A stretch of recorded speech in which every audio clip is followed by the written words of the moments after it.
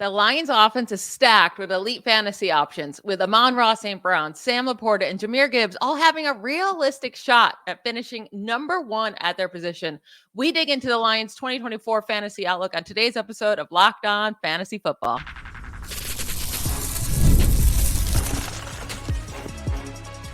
You are Locked On Fantasy, your daily NFL fantasy podcast.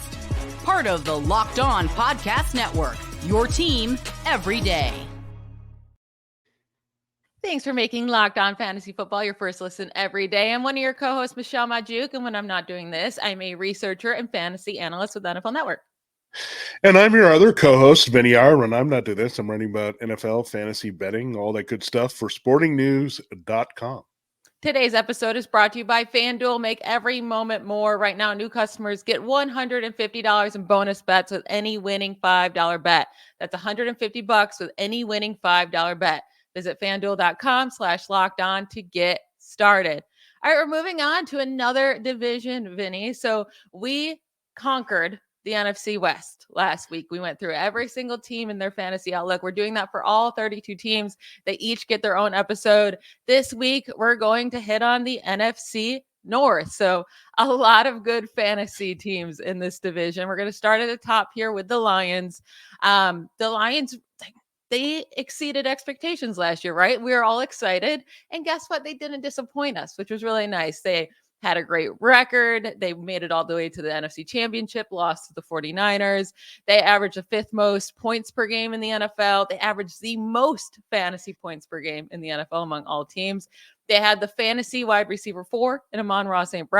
They had 2 top 12 fantasy running backs with Jahmyr Gibbs and David Montgomery. They had the tight end 1 in rookie Sam LaPorta, and then also Jared Goff. For fantasy, it wasn't like a huge year for him, but he did have the second most passing yards in the NFL. So a lot to hit here. Let's start right at the top with Amon-Ra St. because he's going the earliest in fantasy drafts. Again, like I mentioned, he finished as wide receiver 4 last year. Do you feel like Amon-Ra St. has the safest volume among all wide receivers entering this season, Vinny? Yeah, there's no variables here in the Lions offense. That's what we want as much as possible, where there's not change, there's not anything that we have to wrap our heads around. We can kind of see a carbon copy of their season because it worked so well in place, and they were able to keep Ben Johnson, their offensive coordinator, which was a big, big coup on all fronts, but especially in fantasy football. So Amon-Ra St. is going to be their go-to guy. Look, they could have improved a little bit more at wide receiver. They're trying to get Jameson Williams and what they have step up. And really, I think the situation is more favorable for St. I think you just look at Jared Goff. He's been thrown to the slot guy for a long time, going back to the Rams. And Amon-Ra St. had the Cooper Kupp upside. We're seeing it being realized here as the go-to guy from the inside. They just trust him all over the field. He's been that way as a rookie. So don't overthink this. There's a few guys that you would put in the same category. CeeDee Lamb, Justin Jefferson, Jamar Chase. That's about it. I don't know if there's anybody else that you would totally say. Maybe Puka Nacua, but he's a little bit big play dependent. I don't think he's necessarily getting the volume, but I mean, Nacua is right up there, the top 5 or 6 we broke down the Rams, but there's really not more that you look at in terms of that alpha receiver that is just going to dominate targets, Lamb, Jefferson, Chase. I think you could even argue that St. is a little bit more than Chase here because he's a clear number 1, much like Jefferson. Maybe that gap will close with him and Jordan Addison. But I think when you look at safe, high-volume guys that little has changed from last year, you put Lamb on the list, who also plays a lot of slot, and St. Yeah, I mean, there's might even be room for St. to actually grow in his targets, which is crazy to say. He had 164 last year, but with how much this team like moves the ball in the field, so they have so many opportunities to pass. Right, they are a heavy run team, but they also have a heavy pass volume as well because they're just such a good offense. But Amon-Ra St. was 10th among wide receivers last year in team target percentage. It was still high at 28.6, but there's even room for that to grow. Like you mentioned, they didn't anybody at all. They lost Josh Reynolds, who was their 3rd most targeted guy on their team, or 4th most targeted guy on their team after Jahmyr Gibbs. We'll talk about where I think those targets will go later, but still there's room to grow. You mentioned like comparing Amon-Ra St. to other guys like CeeDee Lamb and Tyreek Hill. I will say when you look at their fantasy finishes each week, like Lamb and Hill have so many more top 3, top 5 fantasy finishes than Amon-Ra St. Brown did last year. St. Brown was just so incredibly consistent with some of those, like a handful of really huge games as well. So I would still go Lamb and Hill over Amon-Ra St. Brown. But right now, St. Brown is going as the 7th overall pick in fantasy drafts, wide receiver 5 off the board. Do you think that's a fair price for him? So he's going after, like I mentioned, Lamb, Hill, Chase. He's going after Justin Jefferson, after Breece Hall, and then right before Bijan Robinson and Puka Nacua. Do you think that's a fair price for him? Yeah, I think that's pretty fair. I think you mentioned, the ceiling maybe for those receivers is a little bit higher, right? St. Brown is not going to explode with touchdowns all that often. Again, he's used in the slot, so he's not necessarily stretching the field vertically to give you those plays. So I think Lamb is a better all-around receiver that helps him in position to produce. And you mentioned Hill. That's a good call as well. You just have to live with Hill. Sometimes is going to be taken out of games. So can Lamb if they cover. So he has a higher ceiling there for sure, but sometimes maybe you get the consistency from St. Brown. So it's really what you feel like. If you just want a guy set and forget it, you're going to get your points and be reliable each week. If you're going to look, okay, is this a guy that can maybe take over and dominate my team? Maybe you're not going to get that from St. Brown just because he's not a scorer and they just don't really use him that much. But in terms of volume, in terms of a half point, full PPR, all that good stuff. He's going to be peppered with targets. He's going to be right there with all those receivers. So, again, it's really hard to pick how we're going to look at that grouping finish at the end because it's a little bit based on how much they'll score, all that is changing from year to year. But St. Brown stacks up with any one of them. He just is a little bit different, again, because that slot presence versus that traditional outside receiver. Yeah, he is just really he's like the safest guy that you can take there in the middle or the back end of that first round. I mentioned at the top opening the show that, the Lions have a lot of guys here that can finish number 1 at their position. Well, rookie tight end Sam LaPorta already did that last year, finished as a tight end 1 in points per game last season. As a rookie, that just does not happen, right? We don't ever see that. So could we see him even be a bigger part of this offense, have even a larger fantasy season in his second year? Because typically we don't even see tight ends break out into their second or third year. Yeah, I mean, his usage is very important in this offense. And again, I mentioned Jared Goff throwing the inside. That's kind of how this offense operates a little bit, inside to outside here with the slot and the tight end. And again, they didn't seem all that interested in trying to really upgrade wide receiver. They're just hoping more from Jameson Williams. But why would you do that? Because you're a team right now that can run the ball very effectively. LaPorta is very good in line when you need him as well. So overall, this is a good formula. Why would you mess with it too much? I mean, LaPorta was big in the playoffs, and he's just a key guy that's going to get open all the time. And that's what I like about the Ben Johnson offense. That's why I'm glad he's back. He's going to scheme these guys open in the middle field. Much easier to do that versus an outside guy who's just stuck there on one side and the corners take him out of the game. You're going to move LaPorta around. You're going to move St. Brown a lot. So LaPorta is going to get massive target volume again. Again, we're looking for an elite tight end to be in the top 3 in targets on his team, but he's right there. I think is the co-targeted guy with St. Brown as a number 2 option on this team. So again, I don't see any downside in taking LaPorta as the 1 tight end, especially with Travis Kelce getting a little bit older. And LaPorta had a higher team target percent than Kelce last year. I mean, it was very close. It was 20.9% to 20.2. But to think about that, like the wide receivers that Kelce was playing with and how big he is to the Chiefs, that Sam LaPorta as a rookie tight end playing with Amon-Ra St. Brown, who steals so many targets, he still had a higher team target percent. Like, just so excited for him. I will say the one thing I'm a little bit worried about is he did score 10 touchdowns last year. That really helped out his fantasy points, obviously.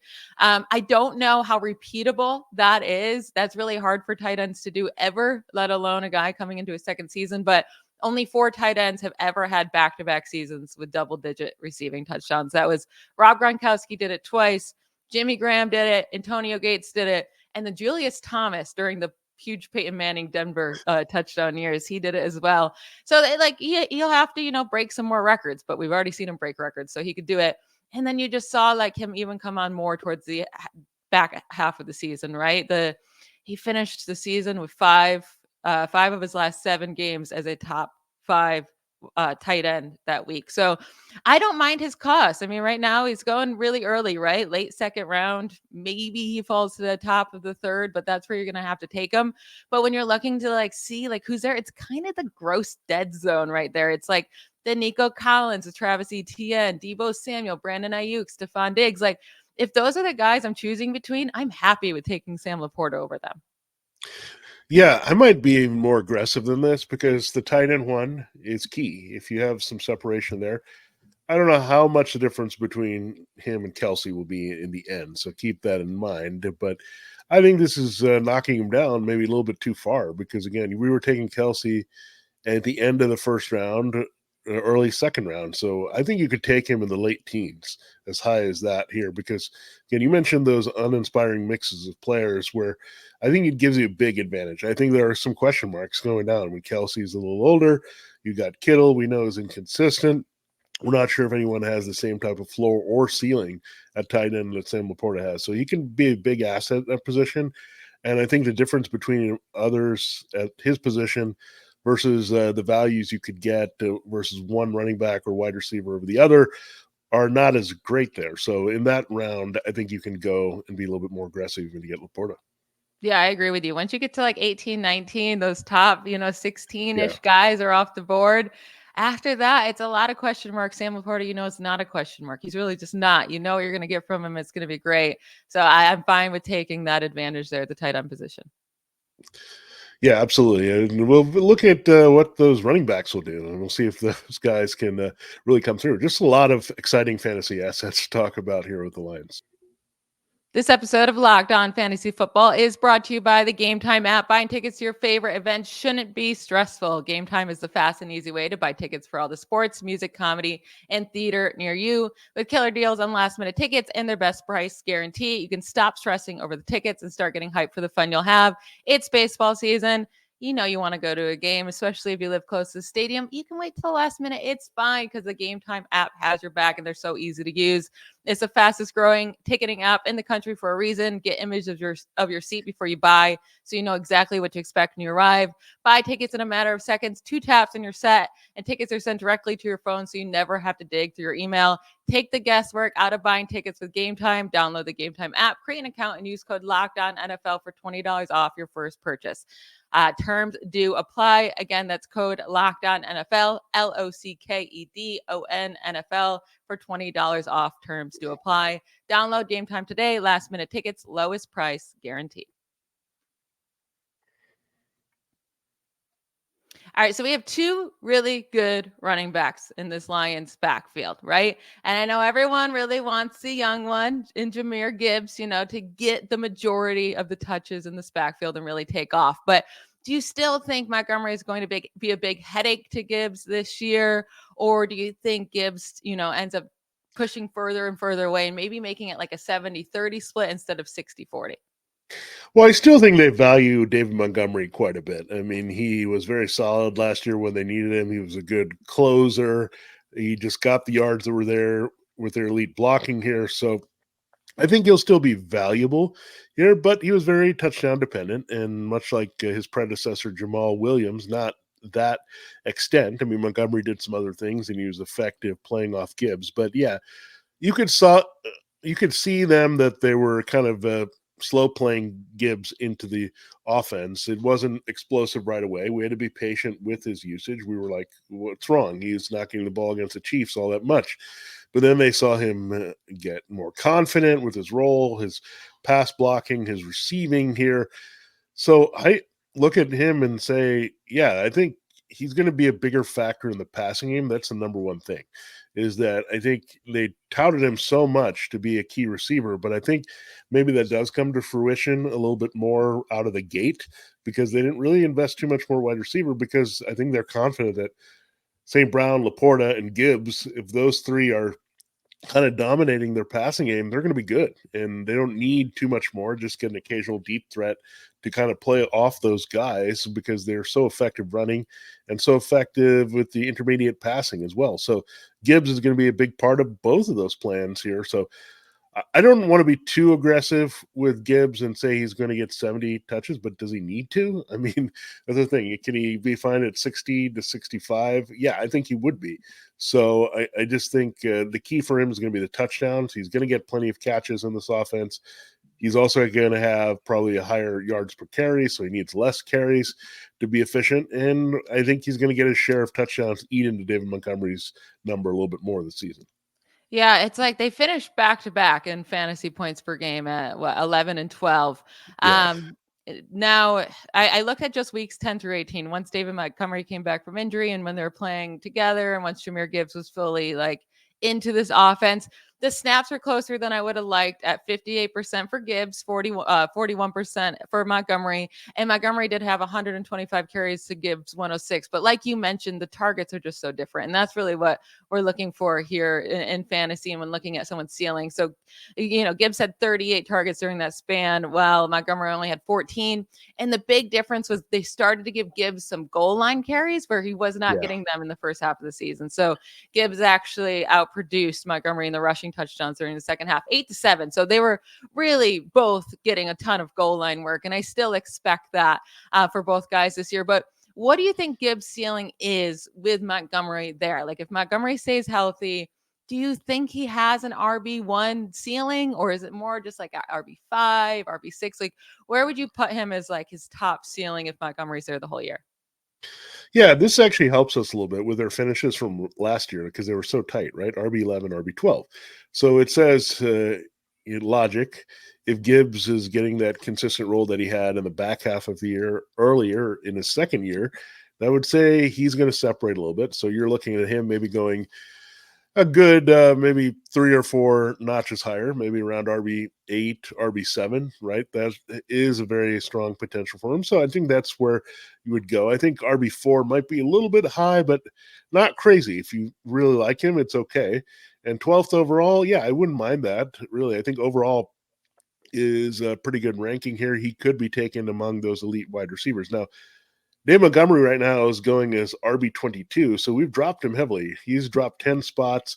You've had Gibbs in a lot of places go 7 spots higher. I don't know if it's going to be that drastic, so let's adjust it a little bit and say he's more like the RB8, and Montgomery is probably like RB17, 18, right? I think that's fair to say. Like, I think this pot of scoring is going to be available once again. Again, I love that nothing is changing here. Pretty much everything is intact except they had one offensive line change with Jonah Jackson out and Kevin Zeitler in. So there's just everything else here with his run blocking, the usage, the way that Ben Johnson's going to call plays, everything is right there. So again, I think you adjust them accordingly to say that they're going to divvy up those touchdowns and yards, and Gibbs is going to come out on top. Clear RB1 no matter what, but just be careful about overdrafting him when there's some guys. Again, we look at the top 3, probably are Christian McCaffrey, Bijan Robinson, and Breece Hall. Where does he fall behind that group? I mean, he's not a straight up workhorse, so you got to maybe look at somebody else in that range that would do that. So again, be careful with Gibbs, overdrafting him, and be careful about underdrafting Montgomery. So yeah, you brought it up perfectly. I think like RB7, I mean, that's where he would have been if you just took the second half of the season numbers. It went up a little bit in his fantasy points per game, nearly at 15 points per game. That would have put him at 7, right in between Travis Etienne and Breece Hall last year. And that was with scoring 8 rushing touchdowns during that span. So I do think an RB4 cost for Gibbs is just a little pricey for me. Like Jonathan Taylor, Marvin Harrison, Kyron Williams going after right after Gibbs. I'd rather those 3 guys personally over Gibbs. I like Gibbs. I just think those 3 might be a tad safer. Keep an eye on Kyron Williams, health going into the season. But Gibbs probably won't be on too many of my teams if his cost stays that high, but I do like him. And then Montgomery, he's fine, right? Like he had a couple big games to start the year. At the end of the year, it really started to skid off. RB25, RB22, 17, 22, 26. So I think his cost at RB22 is fine. Like that's what you're going to get, right? I think he finishes around that area. But I probably would rather take a guy with a little bit more upside. Like you really like DeAndre Swift. They're going back to back. Yeah. Jahmyr White probably has a lot more upside with the whole backfield possibly to himself with the Raiders. I still really like James Conner. I think he has more upside. I know you don't, but there's guys with more upside around David Montgomery that I think I'd just rather take a bet on. Now, let me ask you, would you rather David Montgomery or Javonte Williams? Yeah, I would take David Montgomery because I know he's in an offense that's going to produce. I'm not sure what I'm going to get for the Broncos. Again, a lot of variables there with that offense where I trust what I'm going to see in the Lions all season long. And I always have to ask. So David Montgomery or Zach Moss? I got to take David Montgomery. I do like No. Zach Moss, but here's why. I just think the Lions are going to have a little bit more of this rushing pool production. I think the Bengals are going to go back to their passing ways a little bit more. So I think Montgomery gets that good chunk here. So, and I think he's going to score more than Zach Moss. So I'm going to say that as well. Yeah, I would go Moss. But I Okay. also have Moss as a top 12 running back this year. So I'm going to Yeah. pick him over most guys. We're going to get into Jared Goff because you know what? It doesn't make a whole ton of sense that he finished the season with the fourth most passing touchdowns, second most passing yards, and still only the quarterback 16 in fantasy points per game. Is the fantasy scoring system broken? We'll get into that in our final segment.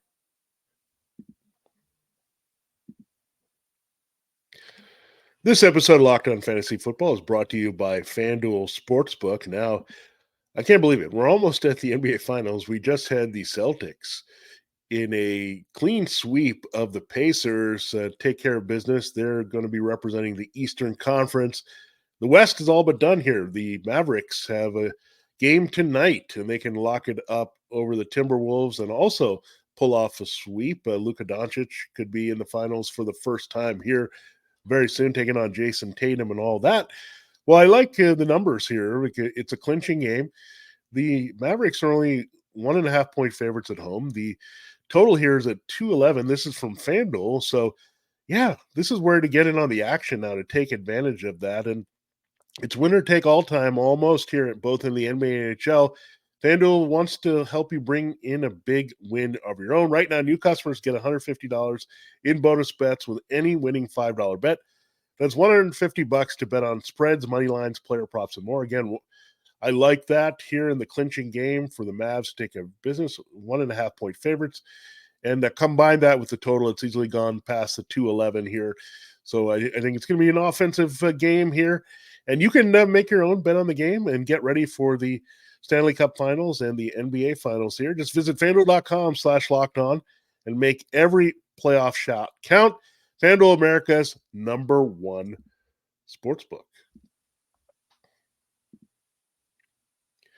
All right, it's time to close the show with one of fantasy's biggest conundrums, or I don't know what you want to call him, but he's just a guy that is frustrating because you think he's going to be a dominant quarterback, but then he's only good at home. He's not so good on the road, so that's helpful. But why is Jared Goff not a bigger fantasy scorer, Michelle?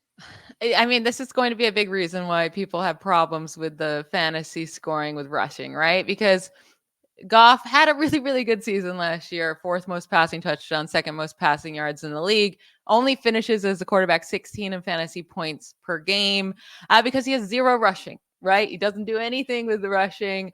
And the other guys that do, they're just going to overtake him. But also a huge downfall of Goff's is, like you mentioned, the home road splits. I mean, he's so good at home, averaging over 20 fantasy points per game, and away 13 fantasy points per game, having a 7-point difference from home and road. And that's not like something new that just happened last year. This is just what we see year after year. So we really can't expect it to get any better. Now, he does play almost like every game in a dome this year, but even if you look at his dome away games, they're still just not as good as his home games. So, like, it's really hard. Maybe you take him in the back end and you just play him at home and you have a different quarterback that you also take late that you can kind of stream away in his away games. But I think if you're taking Jared Goff, you have to go in knowing I'm only going to play him at home. Yeah, that's a tough thing to wrap someone's head around because you want to have that consistent guy. Okay, he's in this offense, so we should be golden, right? We can just pop him in every week. He's going to get 250 and 2 as his floor, and we're good to go. Unfortunately, that's not the case. There's just so many outcomes that can have in any particular game with Jared Goff. I mean, you could also have Gibbs and Montgomery go nuts rushing for touchdowns, and there's not much left for him to put up in the air. Or you can have a random game where he's popping in tight end touchdowns left and right, where 2 are going to LaPorta, 2 are going to the backups. All of a sudden, he's got something like 220 yards and 4 TDs. You can have another game where he has 350 and 1 because of them rushing in to the red zone. So he is very hard there to rely upon as a singular QB1 starter. But if you put him in a system and you're playing the matchups, if you're doing the 2 QB streaming, if you're looking at Superflex or a 2 QB league where you have to start a player of Goff's caliber here, then you just do it. And you just say, okay, he's going to give me what I want in the home games. It might be a little bit of struggle in the road games, but I still know he has the keys to a very good offense, and you just live with it. So, again, I think you just maybe try to find a guy. Maybe there's a guy that kills it in road games, or they line up really well his home games with Jared Goff's away games or something like that. I was And just thinking, so like Brock yeah, Purdy's another guy that has a decent split home and away. It's so good at home. If you could like see, I don't know how their yeah, schedules align, but if they have a lot of like opposite home games and they're both going late in drafts and you just say, okay, I'm going to use 2 roster spots on a quarterback. That's not ideal, right? You normally just want one, but yeah, if you know that you're going to get a ton of great games at home from those 2 and you don't really have to worry about it, that might be a way to go. Maybe check out the Lions schedule compared to the 49ers, or, there's other ways you can go about that as well. But maybe even take Jared Goff and then Matthew Stafford super late, or Jared Goff and Deshaun Watson. Like, there are ways around this. If you want to wait on the quarterback, you're still going to get an absolute amazing fantasy quarterback for half the season with Jared yeah. Goff in his home games. And then you just got to figure out the away games. Now, to finish up this episode, we got to hit on Jameson Williams.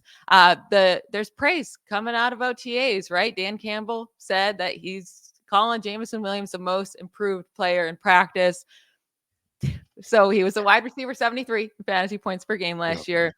It's been a rough outing for him. He drafted super early in the first round a couple years ago.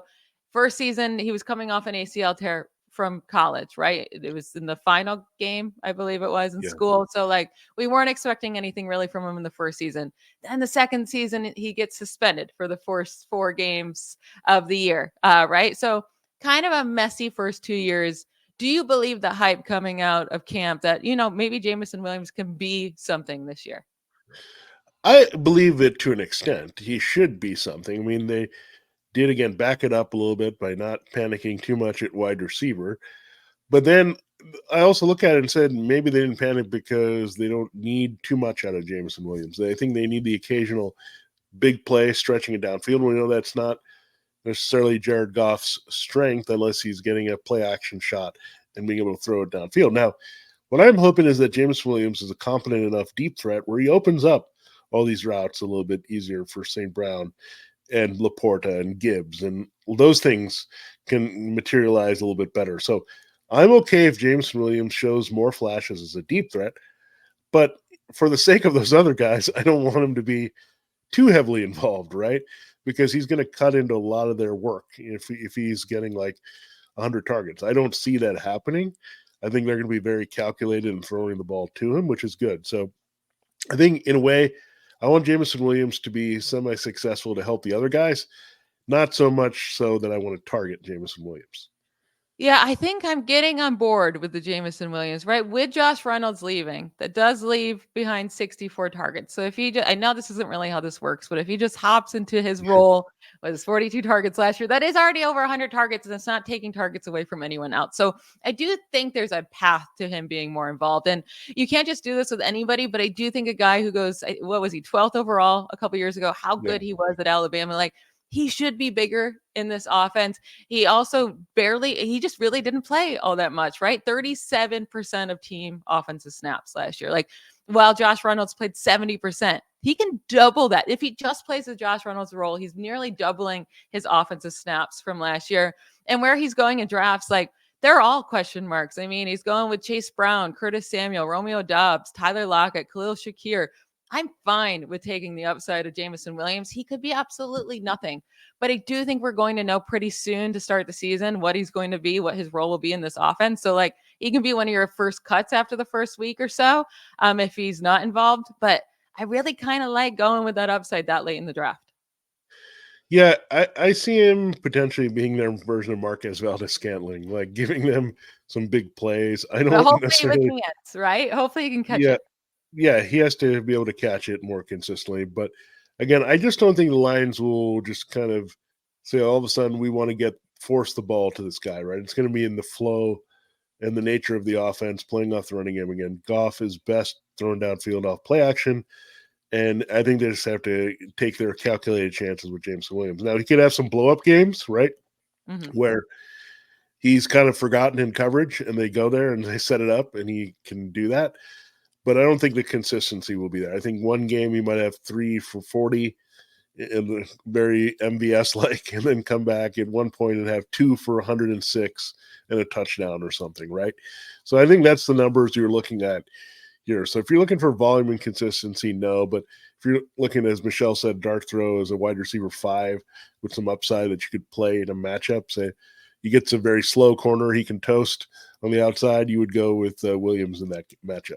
Yeah, and if you play in best ball leagues, he could be a really nice option late as well. I can see him having like a Gabe Davis type season, not so much MVS, right? Like let's bump him up a little bit here, where it's Okay. going to be like I could see a lot of big games and then a High lot praise here between MVS and Gabe Davis.